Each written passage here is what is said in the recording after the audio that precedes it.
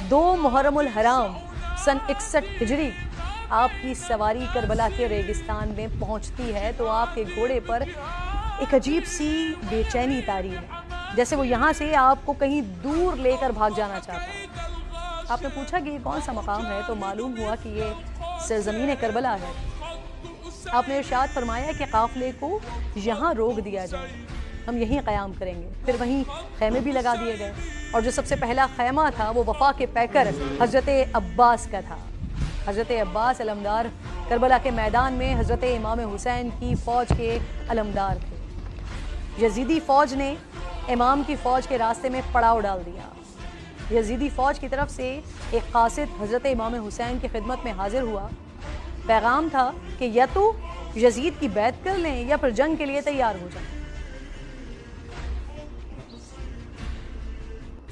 دو محرم الحرام سن 61 ہجری آپ کی سواری کربلا کے ریگستان میں پہنچتی ہے تو آپ کے گھوڑے پر ایک عجیب سی بے چینی طاری ہے، جیسے وہ یہاں سے آپ کو کہیں دور لے کر بھاگ جانا چاہتا ہے۔ آپ نے پوچھا کہ یہ کون سا مقام ہے تو معلوم ہوا کہ یہ سرزمین کربلا ہے۔ آپ نے ارشاد فرمایا کہ قافلے کو یہاں روک دیا جائے، ہم یہیں قیام کریں گے۔ پھر وہیں خیمے بھی لگا دیے گئے، اور جو سب سے پہلا خیمہ تھا وہ وفا کے پیکر حضرت عباس کا تھا۔ حضرت عباس علمدار کربلا کے میدان میں حضرت امام حسین کی فوج کے علمدار تھے۔ یزیدی فوج نے امام کی فوج کے راستے میں پڑاؤ ڈال دیا۔